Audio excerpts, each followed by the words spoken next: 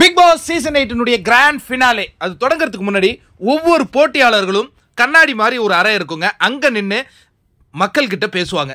பவித்ரா என்ன சொல்றாங்கன்னா, நான் இன்னும் ஓட வேண்டிய தூரம் நிறைய இருக்கு, எனக்கானது என்னை தேடி வரும் அப்படிங்கிறாங்க.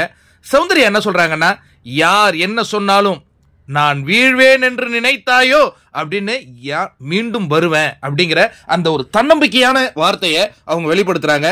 அதற்கு அடுத்தது ரயான், நான் இந்த இடத்துல இப்ப நான் நிக்கிறேன்னா என்னுடைய தன்னம்பிக்கையுடன் என்னுடைய விடாமுயற்சி, இது ரெண்டும் தான் நான் ஒரு மிகப்பெரிய ஆயுதமாக நான் எனக்கு பார்க்கிறேன். இந்த விடாமுயற்சியை மட்டும் நான் விட்டு இருந்தேன்னா நான் இன்னைக்கு உங்க முன்னாடி நின்று பேசியிருக்கும் வாய்ப்பை இழந்திருப்பேன். ஐ எம் ப்ரவுட் அப்படிங்கிறாரு. அதற்கு அடுத்தது விஷால் என்ன சொல்றாருன்னா, நான் உன் முன்னாடி நின்று பேசணுங்கிற அந்த தைரியத்தை தந்ததே எனக்கு இந்த பிக் பாஸ் வீடு தான். நானே நினைச்சிட்டு இருந்தேன் எனக்கு எதுவுமே இல்லை நான் அப்படின்னு நினைச்சேன்.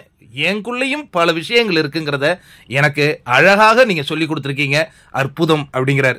அதற்கு அடுத்து வந்த முத்துக்குமரன் என்ன சொல்றாருன்னா, நான் இந்த பிக் பாஸ் வீட்டுக்குள்ள என்டர் ஆகும்போது நான் நினைச்சேன் பல போட்டியாளர்கள் உள்ள வராங்க, அவங்க எல்லாம் நல்ல அறிமுகமானவங்க, நான் அவ்வளவு பெரிதும் அறிமுகமாகாதவன், ஆனா இந்த ஆட்டத்துக்கு 100% உழைப்பை கொடுப்பேன் அப்படிங்கிற ஒரு நம்பிக்கையுடன் வந்தேன். இன்னைக்கு மக்கள் கிட்ட நான் போய் சேர்ந்திருக்கேன் அப்படின்னா அது நீங்க தான், நீங்க கொடுத்த அந்த ஒரு விஷயம் தான். இந்த ஆட்டத்திற்காக நான் என்ன அர்ப்பணிச்சுக்கிட்டேங்கிறத நானே நினைத்து என்னை நானே பெருமைப்படுத்திக்கிறேன். இந்த ஆட்டத்துக்கு நான் நேர்மையான முறையில் ஆடி இருக்கேன் அப்படிங்கிற மாதிரி அந்த விஷயத்தை பார்த்து சொல்றாரு. அதாவது ஜென்ரலாவே ஒரு விஷயங்க, நம்ம நிறைய பேர்கிட்ட பேசுறோம், ஆனா நம்ம கிட்ட பேசுற நம்ம கண்டிப்பா மறந்துடுறோம்ல.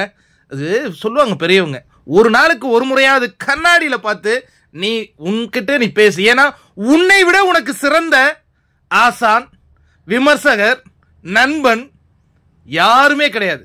உன்கிட்ட பேசு, உன்னால முடியறதெல்லாம் பேசு, அது உனக்கு துணையா இருக்கும் அப்படிம்பாங்க. அதுதான் பிக் பாஸ்ல இந்த கான்செப்டா வச்சு பண்றாங்க. Well done Bigg pass.